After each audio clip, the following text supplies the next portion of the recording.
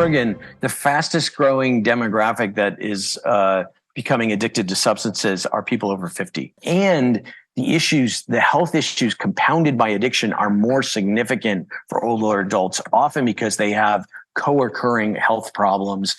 They're on medications that interact poorly either with opioids or with alcohol. So yes, it's a significant issue. And on top of everything else, we don't have a system of care that sort of consciously recognizes in many ways that older adults are not unlike communities of color or young people who require specific supportive strategies to support their addiction.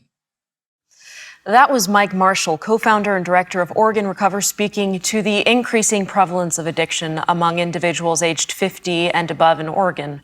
But his observations are not unique to Oregon alone. Studies indicate that there has been a significant rise in substance abuse and addiction rates in this age group across Canada and other parts of the world.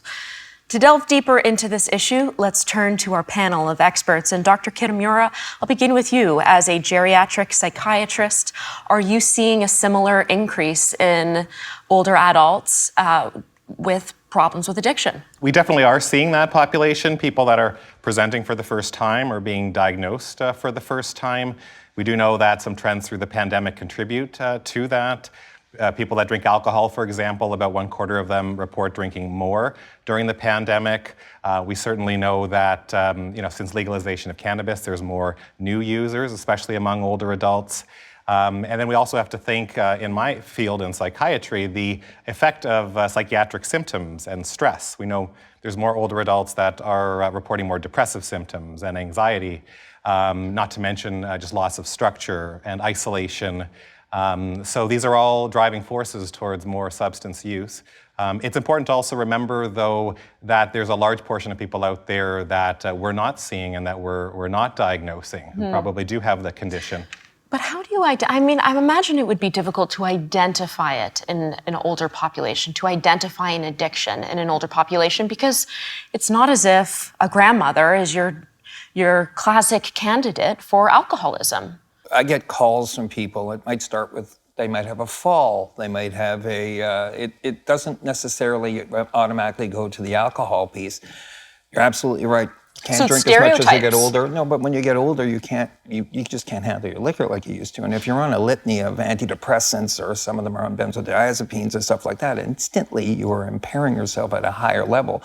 Exponential effects are happening once they're mixed together. Mm-hmm. So, like I've had 3 clients in 2023 that are over 60, and they've all had varying degrees of, one of them's the fully onset of his alcoholic dementia has arrived, and they thought dementia was only caused by, and it is more driven by the alcohol. Mm-hmm. Then we get the alcohol stop, the use stops, they get told like their liver's fatty or stuff like that, and by the time they realize that's what's happened, it's very quick, how fast they can fall from being half healthy to completely sick.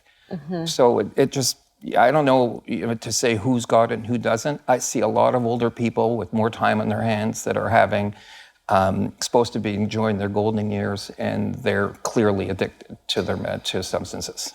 Chuck, help me to understand the individuals that you work with. Are these people that have had an addiction problem since the days of Woodstock, or are these people that are developing it later in life, post-retirement? What are the main triggers that you're seeing? Well, I think it's a combination, but certainly there's a lot of us, and I'm 70 years old as well, a lot of us that in retirement have more time on our hands. We spend more time vacationing, and often that includes more alcohol. And like you've heard before, alcohol is definitely the bigger one for our age group. But then there's also those who have had painkillers and other medication like that all of a sudden starts to get out of hand. So I can't say it's definitely one more than the other. It's a combination. But is having an addiction problem more challenging in your 50s and 60s and treating them more challenging in the 50s and 60s than, say, a younger generation? Dr. Kitamura? Yeah, I would say that it is. There's some things that are the same, and there's a lot that's different. We've talked a bit already about some of the challenges diagnosing, and I would just add also, even when the consequences of use are clear, even when people show up in the emergency department related to a fall or confusion or delirium, sometimes the substances get missed and the alcohol gets missed. The care needs to be coordinated. We get that in some places. We try to do that at Baycrest, where I work, where we're fortunate to have addictions experts as well as a whole range of medical specialists. But finding centers that offer geriatric-specific addictions care is actually very, very difficult, even in places like Toronto. Actually, in Ontario, there are probably only 6 specialized treatment programs for older adults. You have to, if you're outside of Toronto, you have to go all the way to Ottawa. And there are some, a handful of programs in the west area and one program up in the north. So, and evidence and our research has shown that addiction treatment for older adults needs to be specialized because of the complexity.